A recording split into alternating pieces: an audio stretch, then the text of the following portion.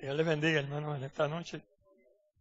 Como hicimos la semana pasada, les voy a entregar una hojita para que me puedan seguir. Ese es el guión de lo que vamos a estar compartiendo en esta noche.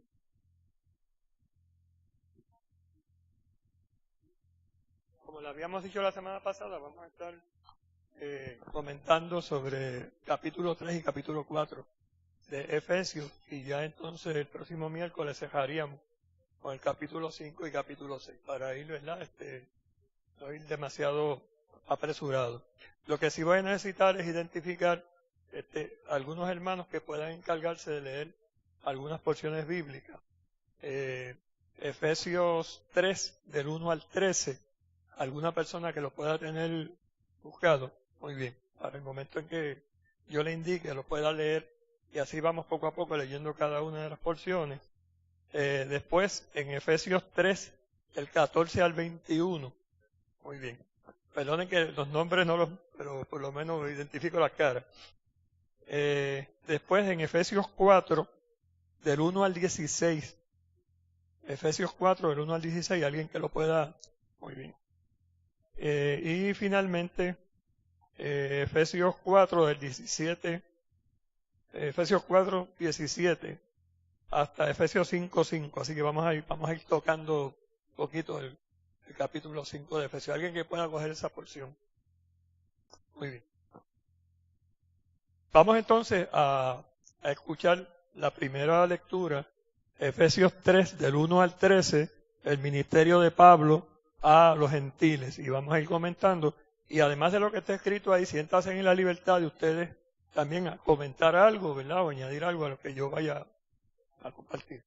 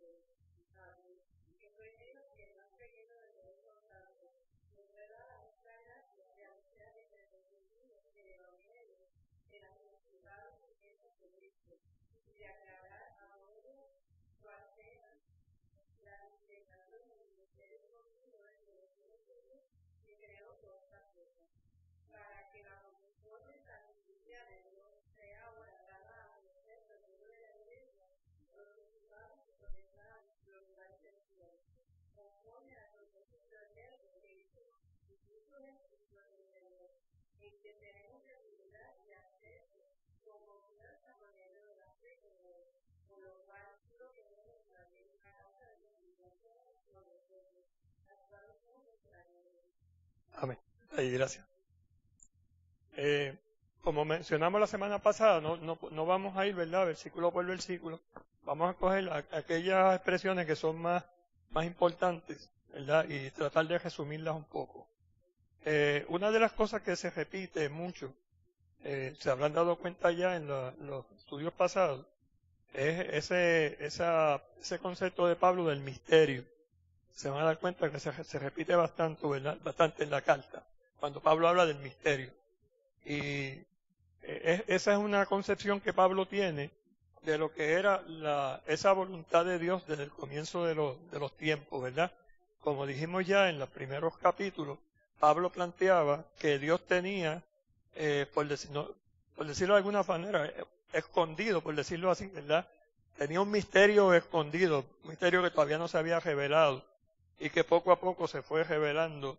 Y Pablo menciona que parte de ese misterio, o una parte sustancial de ese misterio, es algo que pienso que a los cristianos, por ejemplo, los cristianos de Jerusalén, los cristianos que no eran de territorio gentil, le tiene que haber chocado un poco esa expresión de Pablo, porque Pablo está hablando ahora diciendo que ese misterio, una de las cosas importantes de ese misterio es cómo ahora la gracia de Dios y la reconciliación por medio de la cruz está ofrecida también para los gentiles, ¿verdad? Y Pablo presenta como que ese misterio, una de las cosas importantes de ese misterio era que nadie podía imaginar que los gentiles iban a ser beneficiarios de la obra de Jesucristo, ¿verdad? Inicialmente se pensó que esa obra de Jesucristo se iba a quedar fundamentalmente, ¿verdad?, en el territorio judío, y que alguna gente lo iba a ver como un paso un poquito más elevado del judaísmo, ¿verdad?, que iba a ser como una etapa más elevada del judaísmo. Pero nos damos cuenta que con el correr del tiempo no fue así, ¿verdad? Y no solamente eso, sino que a fin de cuentas el evangelio se extendió más entre los gentiles que entre los cristianos iniciales, ¿verdad? El evangelio cogió más entre los gentiles. Voy a leer algo aquí de esos versículos del 3 al 6, ¿verdad? En el segundo párrafo. El Espíritu es el agente que revela el misterio, ¿verdad? Pablo menciona algo que él había dicho antes ya, ¿verdad? Ese misterio no fue que Pablo lo descubrió. Pablo en ningún momento está implicando que él tiene esa capacidad, ¿verdad?, de descubrir ese misterio. Sino que recordemos que todo lo que Pablo plantea en sus cartas, no solamente en esta, sino en las otras cartas, todo lo que Pablo plantea con referencia al Evangelio tiene que ver con el elemento de la revelación, ¿verdad? Es un conocimiento revelado, no es un conocimiento que Pablo extrajo así de algún lugar, ¿verdad?, o que él descubrió, ¿verdad? Una cosa es descubrir algo, otra cosa es que se revele algo, ¿verdad? Así que Pablo no lo descubrió, a Pablo se le reveló. Y Pablo menciona que es el Espíritu quien revela eso, ¿verdad? Eso es parte importante de todo lo que Pablo está predicando. Así que el Espíritu es la gente que revela el misterio, que establece que los gentiles son coherederos y miembros de un mismo cuerpo y partícipes de la promesa a la que antes solo se accedía siendo parte de la ciudadanía de Israel. Y cuando Pablo menciona ahí la ciudadanía de Israel, lo que Pablo está mencionando, algo que decía en el capítulo anterior cuando hablaba de vosotros y nosotros, ¿verdad? Y Pablo decía, vosotros que en un tiempo estaban perdidos, pero nosotros también que estábamos perdidos de otra manera porque estábamos confiando solamente en la ley, estábamos confiando solamente en las prescripciones de la ley, ¿verdad? Pues de una forma u otra ambos estábamos perdidos, ¿verdad? Y cuando Pablo habla aquí de la ciudadanía de Israel, lo que está mencionando básicamente era esa idea que tenían los judíos, de que ellos eran obviamente el pueblo escogido, ¿verdad? Y un pueblo escogido que celebra esa elección que Dios ha hecho, lo celebra a base de los mandamientos, las leyes, las prescripciones que ellos tenían, ¿verdad? Van celebrando esa ciudadanía de Israel. Así que todas estas leyes que ellos tenían, todas estas maneras de ellos vivir su fe, ¿verdad? Ellos lo veían como que eso los hacía parte de la ciudadanía de Israel. Entonces, Pablo ahora lo que está diciendo de alguna manera es que ahora en Jesucristo, ¿verdad? El Señor que se le revela ahora no solamente a los judíos, sino también a los gentiles. Pues ahora en Jesucristo, como algo que yo mencioné la semana pasada, Pablo lo que está diciendo, ahora en Jesucristo se puede ser pueblo de Dios sin necesidad de pertenecer a la ciudadanía de Israel. Y me explico, ¿verdad? Cuando se hablaba de esa ciudadanía de Israel era, pues nosotros somos el pueblo de Dios y no hay otro pueblo, ¿verdad? Recuerden un pasaje de los evangelios donde una mujer sirofenicia se acerca donde Jesús y le está pidiendo, ¿verdad?, que haga algo por su hija, y entonces Jesús, en un pasaje bastante interesante, en ese pasaje donde Jesús le dice, es que no está bien, ¿verdad?, coger la comida que está en la mesa de los amos y darla a los pejillos, ¿verdad? Y la mujer le dice, sí, pero también, ¿verdad?, los pejillos cogen de las migajas que caen de la mesa de su amo. Y en cierta manera Jesús la está un poco probando, la verdad. Pero Jesús lo que está diciendo es, ¿verdad?, ese es el pensamiento que había en el pueblo judío. Nosotros somos el pueblo escogido. Y nadie más se supone que participe de esa bendición. En Jesucristo, lo que Pablo está diciendo, en Jesucristo se rompe eso, ¿verdad? Jesucristo viene a romper esa exclusividad. Y ahora se puede ser pueblo de Dios, obviamente, en Israel, pero se puede ser pueblo de Dios también como gentil, ¿verdad? Jesucristo permite que podamos ser también pueblo de Dios. Así que esa es una de las cosas importantes que Pablo establece, ¿verdad? En Jesucristo se abrió esa puerta para que los gentiles podamos ser también pueblo de Dios. En el versículo... sí.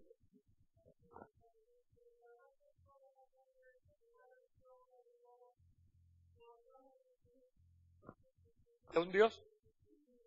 No. El pueblo judío. No, el pueblo judío no tenía esa visión de un Dios inclusivo. El pueblo de Dios, el pueblo judío no era un pueblo, por decirlo de alguna manera, no tenía una visión universalista, ¿verdad? Era una visión muy cerrada, muy de ellos. No, ¿por qué la pregunta? Para ver, quizás. Pues por eso, porque siempre ellos se sentían exclusivos. Okay, sí, esa es la visión de ellos.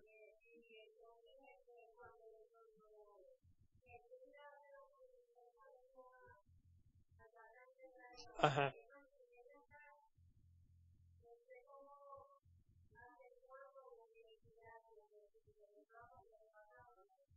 Sí, sí. El pasaje, lo que yo quería traer con el pasaje siempre ha sido un pasaje un poquito difícil. Da la impresión de que Jesús está por decir, lanzando eso, ¿verdad? Para colocar eso, por un lado, entre los discípulos que caminan con él, ¿verdad?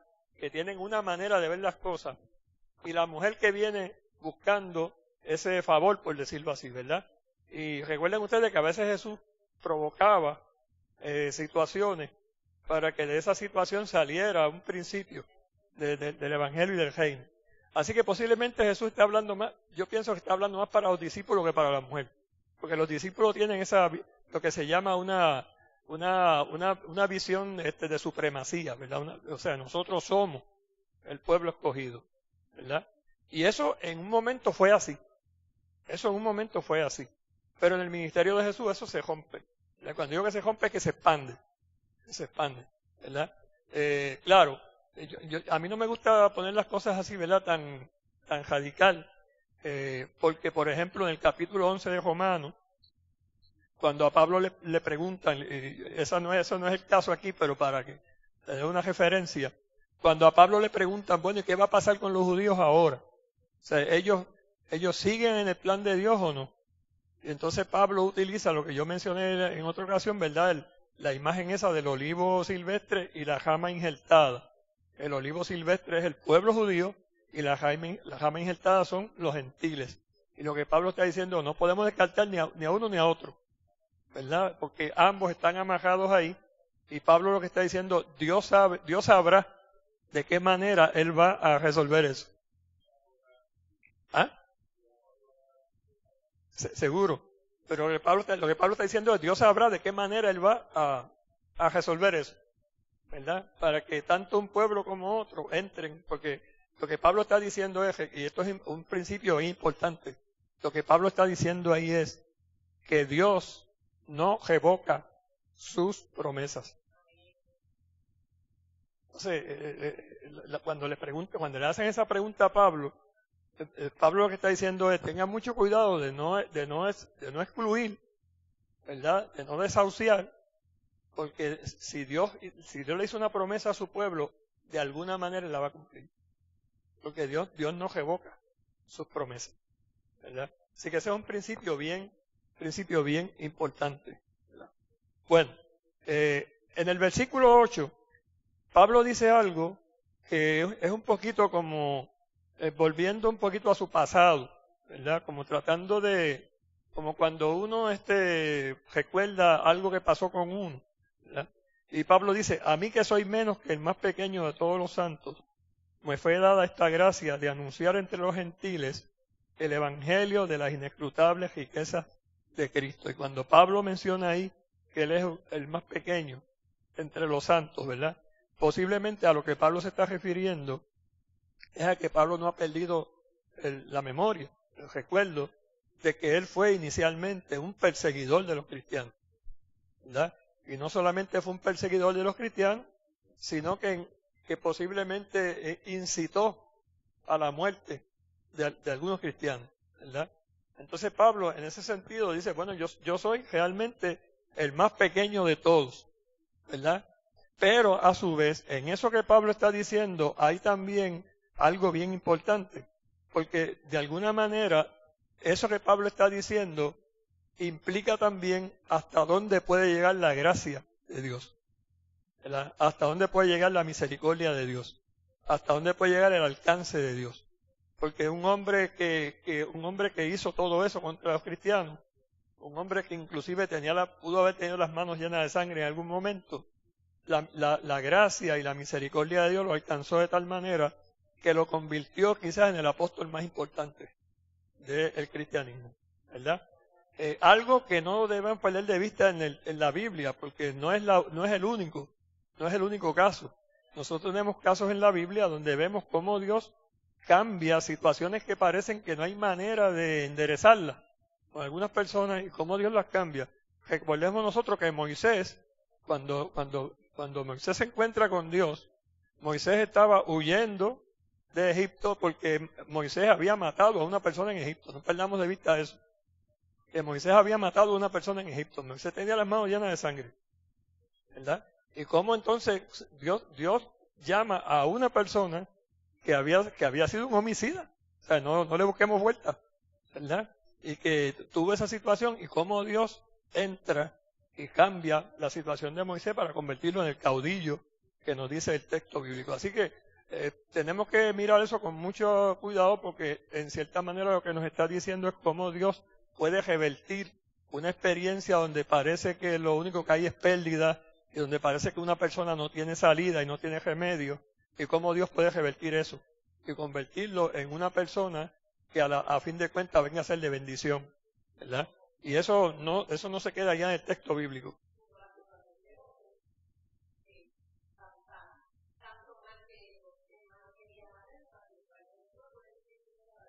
La Biblia está repleta de ese tipo de... Ajá.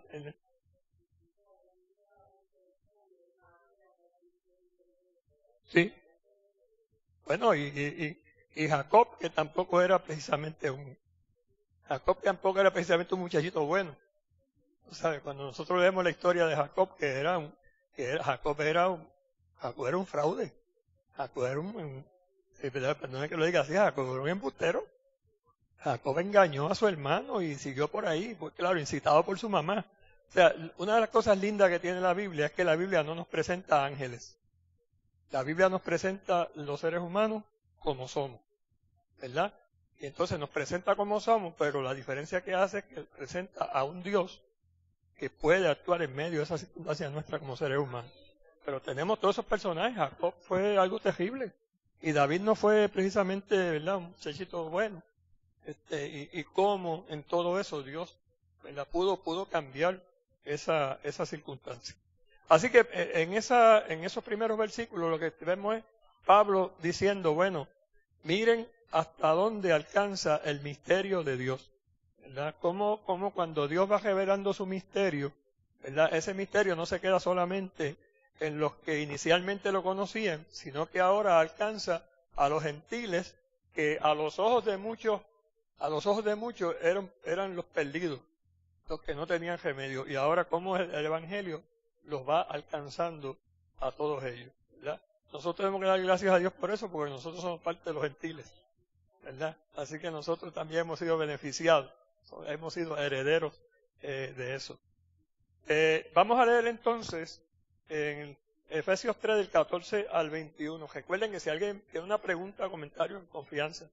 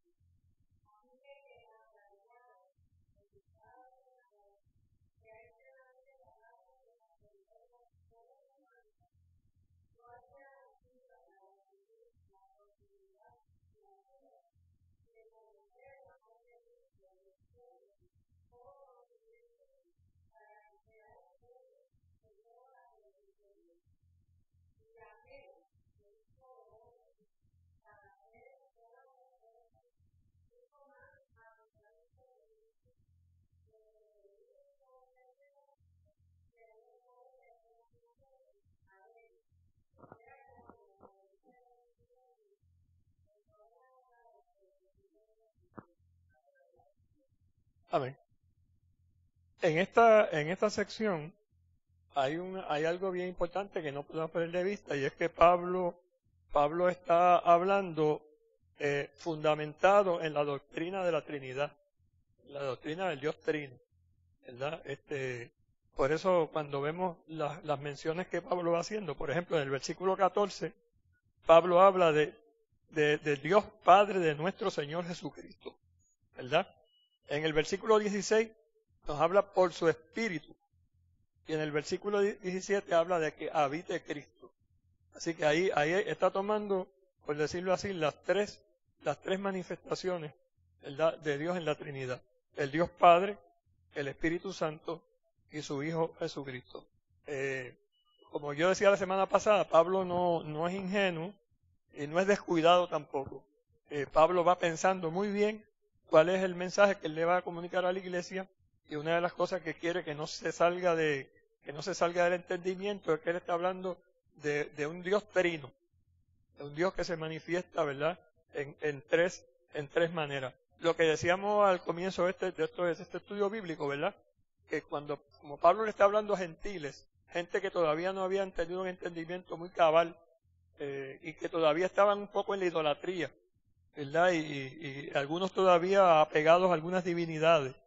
Pues Pablo está tratando de explicar bien cuál es el carácter de ese Dios, ¿verdad?, y cuál es el carácter de Jesucristo, el Hijo de ese Dios, ¿verdad?, y cuál es la obra que el Espíritu Santo hace en la iglesia.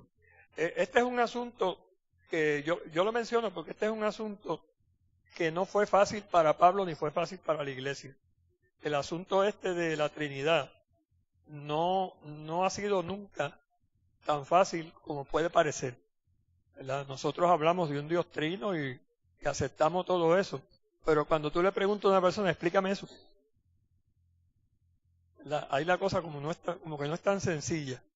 Y en la iglesia primitiva, y después en los siglos venideros, siglo III, siglo IV, ese elemento de la Trinidad, del Dios trino, fue un elemento donde hubo muchas polémicas, ¿verdad?, en términos de cómo se hablaba de eso, porque entonces había gente que lo explicaba de distintas maneras. Son tres personas, son tres naturalezas, son tres sustancias, son tres funciones, y cada cual lo explicaba a su manera, y nunca llegaban a un entendido, ¿verdad? Para nosotros lo importante para nosotros no es que yo tenga una definición exacta, es que tenga la certeza de que Dios es así, ¿verdad? Pero lo que quiero decir con esto es que no fue algo tan sencillo, ¿verdad?, el entendimiento de lo que es el Dios trino, ¿verdad? Y Pablo tuvo que hacer sus esfuerzos, y después los que siguieron después de Pablo tuvieron que hacer los esfuerzos para explicar, ¿verdad?, ese elemento de un Dios que es Padre, que se manifiesta en el Hijo y que se manifiesta en el Espíritu en la vida de la iglesia. Así que eso siempre tuvo su elemento de cierta controversia. Cuando salimos de esta carta y vamos a Corinto y vamos a otras cartas, nos vamos a dar cuenta un poco de eso. En los versículos del 14 al 16, Pablo vuelve a reiterar su oración para que el Espíritu fortalezca la vida interior de los creyentes. Eso es de lo que Pablo, estos versículos del 14 al 21 son quizás de los más importantes de esa carta, ¿verdad? Pablo está orando para que el Espíritu fortalezca la vida interior de los creyentes. Y esa obra permitirá que Cristo, por medio de la fe, habite en los corazones de los creyentes. Esa referencia que Pablo hace a que Cristo habite en los corazones de los creyentes es una referencia importante, porque ese término habitar lo que implica es una ubicación permanente, ¿verdad? Pablo nos dice para que Cristo visite vuestras vidas, para que Cristo ocasionalmente esté en vuestras vidas. No, Pablo no está diciendo eso. Pablo está diciendo para que habite Cristo, ¿verdad? Para que habite Cristo de manera consistente en vuestras vidas. Y vuelvo a decir, eso es un término importante, porque también lo que implica es que esa relación con Cristo no es una relación que se da en alguien que está aquí y desde allá afuera se da esa relación, sino que Pablo lo que está diciendo no es Cristo tiene que habitar. Esa relación se da en la interioridad del ser humano. Por eso es que Pablo en otra de sus cartas dice, ¿verdad? Con Cristo estoy juntamente crucificado, ¿verdad? O sea que para Pablo esa relación con Cristo no es una relación externa, es algo que tú vas agarrando así, trayéndolo, sino es algo que habita en la persona. Y Pablo, la oración de Pablo es para que por la fe Cristo habite en los corazones, ¿verdad? Que se haga permanente, se haga permanente. En otras palabras, recuerden ustedes que esta carta abre con un himno bautismal que le está hablando también a gente que se van a bautizar. Y lo que le está diciendo es, una de las aspiraciones que tenemos al bautizarse es que Cristo se convierta en una presencia permanente, ¿verdad? Que no sea algo de pasada, sino una presencia permanente en la vida. Eso es lo que Pablo de alguna manera está diciendo a ellos, ¿verdad? En los versículos 18 al 19, Pablo establece, y me voy a detener un poquito aquí, ¿verdad? El cimiento del amor, los cimentados en amor, que produce Cristo al habitar en el corazón de los fieles. Ese cimiento permite que puedan comprender en una experiencia de comunidad que no excluye a nadie todas las dimensiones del amor de Cristo. Y me explico, y voy a volverlo a leer porque para mí estos versículos son bien importantes. Desde el 17 en adelante. Para que habite Cristo por la fe en vuestros corazones, a fin de que arraigados y cimentados en amor, y voy a subrayar ahora, seáis plenamente capaces de comprender con todos los santos cuál sea la anchura, la longitud, la profundidad y la altura, y de conocer el amor de Cristo que excede a todo conocimiento, para que seáis llenos de toda la plenitud de Dios. Ese elemento que dice ahí, para comprender con todos los santos, es un elemento bien importante en la visión que Pablo tiene de la iglesia como cuerpo de Cristo, la iglesia como comunidad de fe. Lo que Pablo está diciendo es, en la comunidad de fe no puede haber personas que reclamen un conocimiento privilegiado que otros no tengan. No puede haber eso. En la comunidad de fe se supone que el Espíritu se ha revelado a todos en la comunidad de fe. Y pues entonces Pablo dice, para comprender con todos los santos, o sea, que no se queda nadie fuera, ¿verdad? En la comunidad de fe ese elemento de comprender tiene que darse en una relación de comunidad. O sea, no, y digo esto, ¿verdad? Con mucho respeto. El pastor no es el único que sabe eso. La pastora no es el único, el presidente de los ancianos no es el único que sabe eso. En la comunidad de fe todos estamos convocados para que el Espíritu nos ayude a entender, ¿verdad? Esa experiencia. Por eso es que nosotros hablamos de una comunidad de fe, ¿verdad? Por eso es que Pablo hablaba del cuerpo de Cristo, ¿verdad? No es solamente un brazo, es el cuerpo completo, ¿verdad?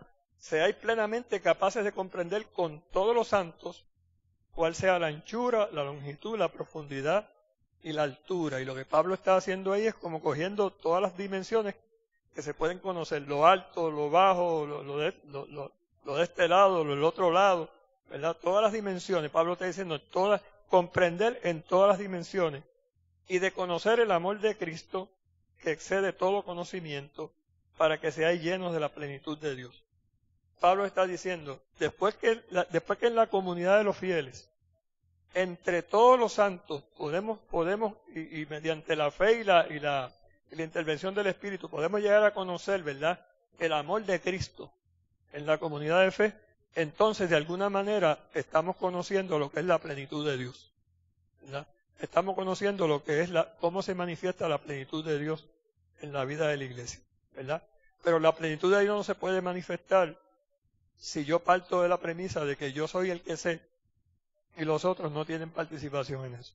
No, así no puede haber plenitud, porque plenitud lo que significa es que todos estamos convocados, ¿verdad? Que todos estamos eso es lo que significa plenitud. ¿Ah?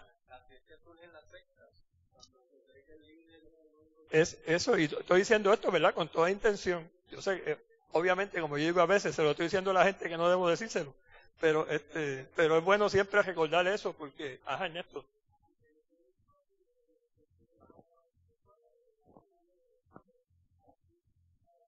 Esa es la idea, ¿verdad?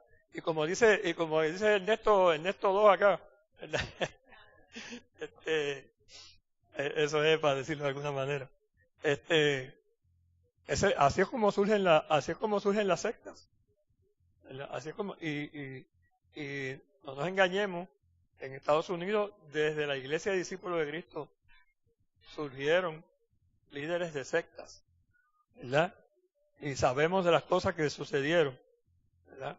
Cuando una persona dice, no, yo tengo un conocimiento, yo tengo una revelación privilegiada, y esa revelación que yo tengo no la puede tener nadie más, ¿verdad? Y el que quiera saber eso tiene que venir siguiéndome a mí, ¿verdad?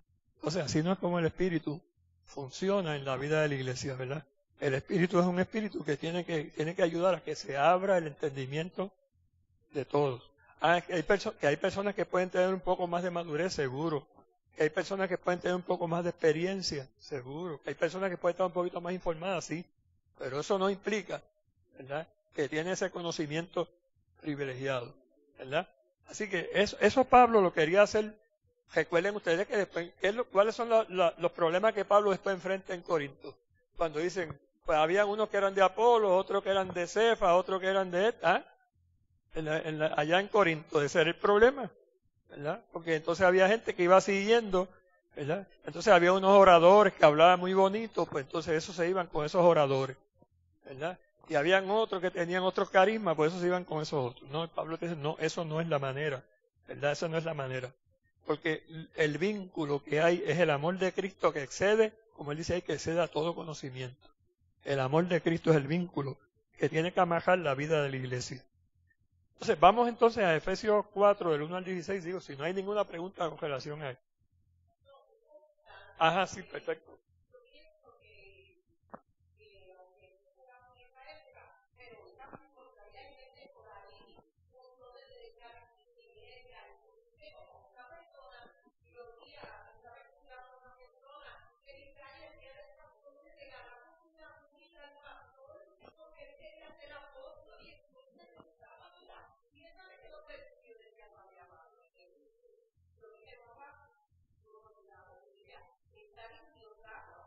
Seguro, seguro.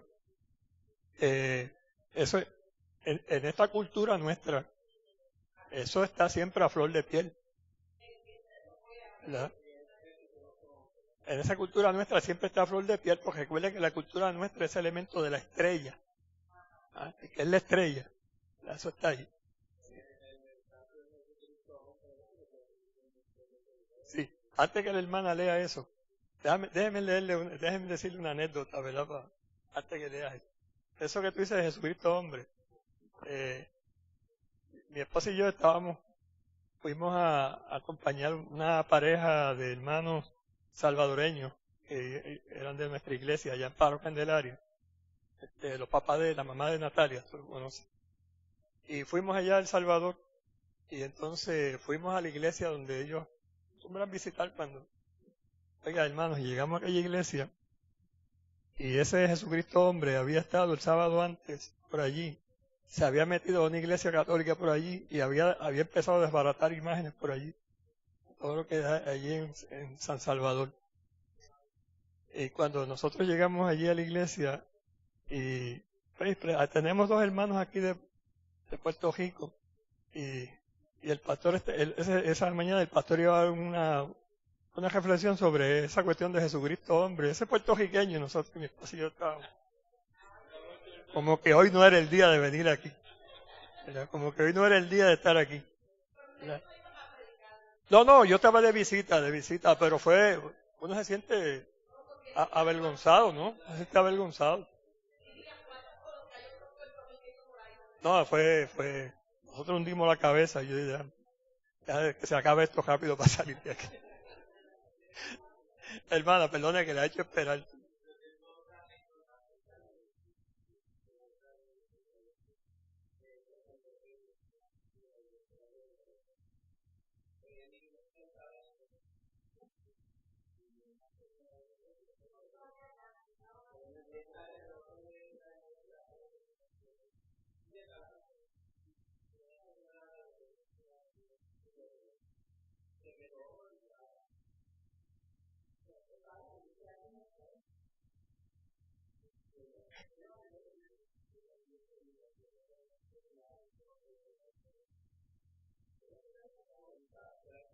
Sí, pues. No cabía en su cabeza que...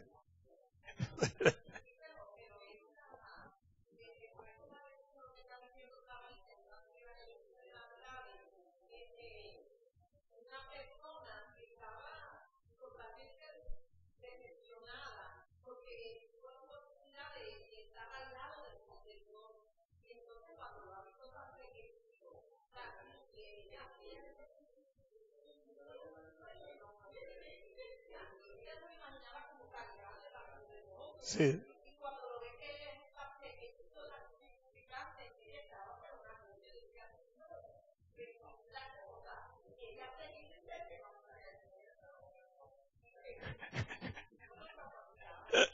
Mire, hermano, gracias a Dios que en la iglesia nuestra eso no se da mucho, porque mire, el domingo yo estaba en San Juan con mi esposa, pues ya el Paseo de la Princesa, y andaba con unos dockers y con eso, y con mi sombrero que me pongo, ¿verdad? De Padre Pedro Navaja.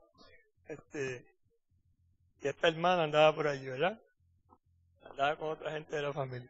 Adiós, no encontraba pues yo, ¿no? Dice, caja, tú estoy los domingos por aquí, me encuentro con un montón de gente de iglesia. Pero gracias a Dios que en la iglesia nuestra no pasa así, ¿verdad? Porque ya no me dijo nada. Lo que hizo fue que me saludó. ¿Verdad? Ajá. Ah, pues sí, ¿qué fue lo que tú dijiste?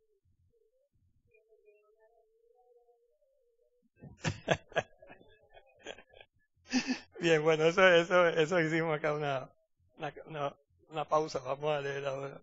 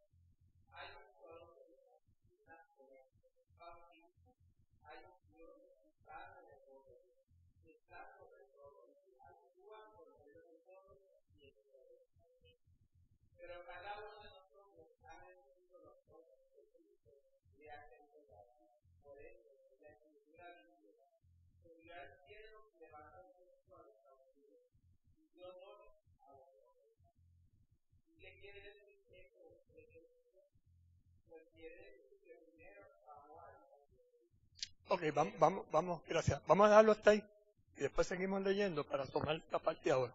Gracias. Y después entonces sigue la otra parte. Gracias. Perdona que interrumpe para tomar esta parte ahora. Este elemento aquí de la unidad del espíritu. Fíjense que Pablo aquí no está hablando solamente de la unidad de la iglesia, sino de la unidad del espíritu, ¿verdad? Haciendo como un enlace, ¿verdad?, entre lo que es el espíritu, lo que es la acción del espíritu, y la iglesia debe ser un reflejo, en cierta forma, de lo que es esa unidad del espíritu. En el Antiguo Testamento había lo que se le llamaba, ¿verdad?, los estudiosos así del texto bíblico, le llaman la personalidad corporativa. Ese término que suena así como de domingo, ¿verdad? La personalidad corporativa lo que significaba era que lo que le pasaba al patriarca le pasaba también al pueblo, ¿verdad? Que el pueblo no iba por un lado y el patriarca por otro. Es parecido a lo que Pablo dice cuando Pablo está hablando de la resurrección en Corintios, ¿verdad? Y dice, si Jesucristo no resucitó, tampoco nosotros resucitamos, ¿verdad? Porque está diciendo, lo que le pasa a uno, le tiene que pasar al resto, ¿verdad? Entonces aquí Pablo está usando este elemento de la unidad de la fe, ¿verdad?, la unidad del espíritu, para hablar algo parecido. La unidad del espíritu se tiene que reflejar también en la unidad del cuerpo de Cristo, que es la iglesia, ¿verdad? El espíritu no está fraccionado, la iglesia tampoco puede estar fraccionada. Entonces Pablo utiliza como unos tipos de virtudes, por decirlo así, menciona 4. Menciona en primer lugar la humildad, en esos versículos del 1 al 2, menciona la mansedumbre, la paciencia y el amor. ¿verdad? O sea, cómo actuar, ¿verdad? En medio de todo eso, con toda humildad, con mansedumbre, soportando con paciencia los unos a los otros, en amor. En las categorías, en las virtudes, ¿verdad? De la cultura griega, la humildad no era una virtud en la cultura griega. Y Pablo está predicando a gente de esa cultura, ¿verdad? Así que Pablo es ingenuo. Pablo le está insertando ahí un elemento un poquito extraño para ellos, porque en la cultura griega, que es donde el hombre es el centro del mundo, ¿verdad? El hombre es el centro del mundo y los griegos eran los sabios y, ¿sabe? Todo ese tipo de cosas. Y mientras más arrogante fuera una persona, pues mucho más admiración, ¿verdad? Por su arrogancia de lo mucho que sabía y ese tipo de cosas. Ahora Pablo está hablando de la humildad, ¿verdad? Entonces Pablo está insertando ese elemento. No tiene que haber un elemento de humildad. En la comunidad cristiana la humildad constituía, era una de las expresiones que Jesucristo había elevado a la categoría de virtud. Jesucristo había elevado la humildad a la categoría de virtud, siendo él el mismo modelo a seguir. El segundo elemento es la mansedumbre, que se define como un tipo de disposición que nos capacita a llevar sin irritación o resentimiento la falta de los demás y los daños que nos hayan hecho. ¿Verdad? La mansedumbre. Qué difícil, ¿ah? Qué difícil eso de la mansedumbre, ¿verdad? Porque es, como dice ahí, llevar sin irritación o resentimiento la falta de los demás y los daños que nos hayan hecho, ¿verdad? Todavía de vez en cuando uno, vaya el Señor la ayuda, de verdad, porque a veces uno le daría por decir, yo te cojo bajando, ¿verdad?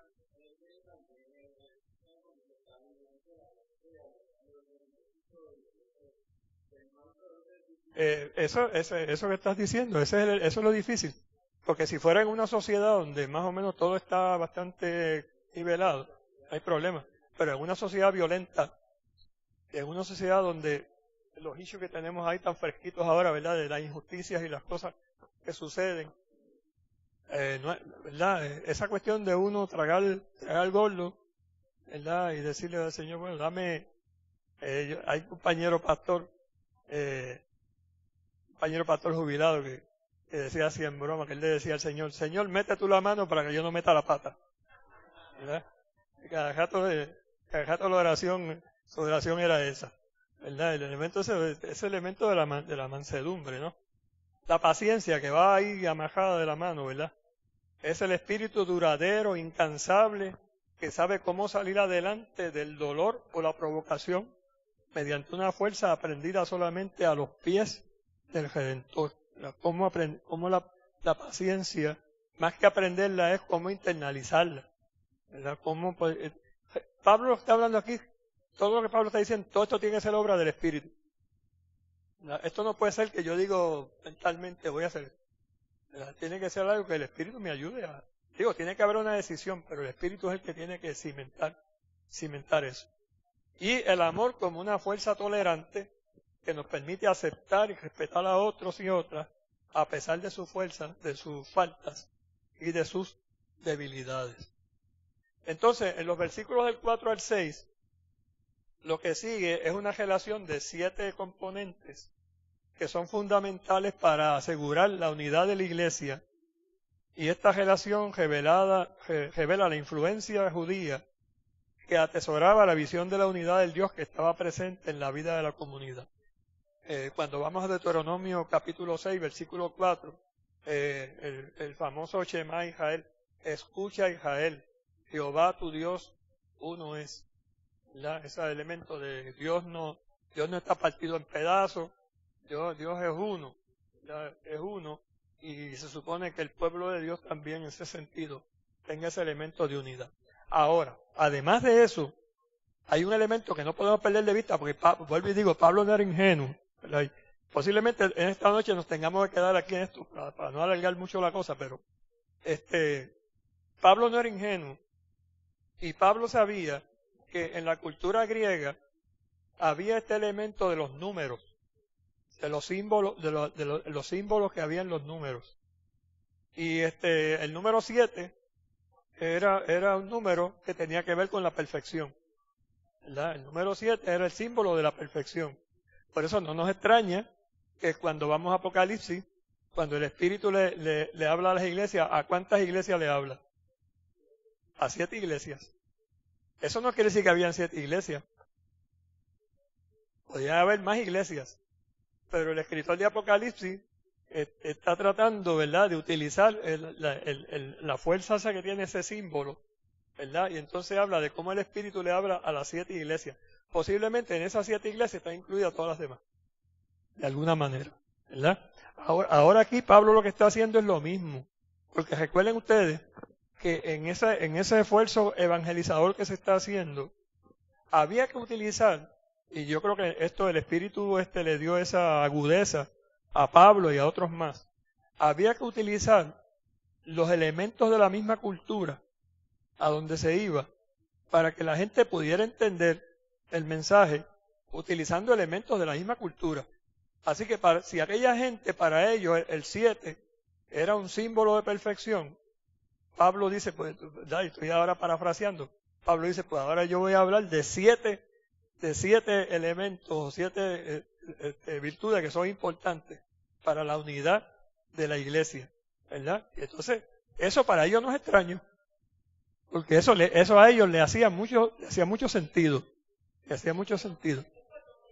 Sí, porque es que se supone que sea la manera. Déjeme decirlo de esta manera, eso no quiere decir que sea una estrategia carnal, nada de eso, no tiene que ver con eso. Tiene que ver con cómo uno se ubica en una cultura para poder llevar el evangelio. Eso hasta el día de hoy, eso es un desafío para nosotros. O sea, cuando usted va a otra cultura, cómo usted transmite el evangelio, ¿verdad? En esa cultura. Yo recuerdo una anécdota bastante fuerte, pero que revela algo de eso. Unas personas que fueron de un país, no sé si fue de Gran Bretaña o Estados Unidos, y fueron a una región del África, ¿verdad?, a hacer trabajo misionero entre una de aquellas tribus, aquellos clanes. Y entonces para ellos fue un choque bien grande cuando ellos llegaron a aquella comunidad de fe y encontraron que las mujeres allí tenían toda esta parte de su cuerpo al desnudo. O sea, no se tapaban el pecho. Y para ellos eso fue una cosa terrible. Así que en un segundo viaje que ellos hicieron allí, pues entonces llevaron ropa, llevaron los atuendos que las mujeres norteamericanas o inglesas utilizan, y cuando llevaron aquello allí, los que estaban a cargo de aquel lugar los llamaron aparte y le dijeron, no vuelvan. Entonces yo le dije que no volvamos, porque nosotros hemos hecho algo indebido, y ustedes insultaron a nuestras mujeres. Porque en esta cultura nuestra, dijeron ellos, en esta cultura nuestra, los senos de las mujeres no es un objeto erótico. No es un objeto erótico. No tiene que ver nada con lo sexual. Tiene que ver con la alimentación de los niños y nada más. Y ellos se quedaron. Pues metimos la pata. ¿Verdad? Lo hicieron con la mejor buena fe del mundo. Pero no hicieron el trabajo primero de averiguar en qué cultura nosotros nos estamos ubicando, ¿verdad? Así que siempre es importante saber en qué cultura yo me estoy moviendo, ¿verdad? Porque no. Y además cuando se va a llevar el evangelio, hay que pensar que si yo de entrada voy a violentar lo que ha sido la manera de vivir, las costumbres de esas personas, y las voy a violentar a la entrada, ya lo que hice fue que levanté una muralla y levanté las defensas y ya no voy a poder hacer nada, ¿verdad? Así que esa no es la estrategia.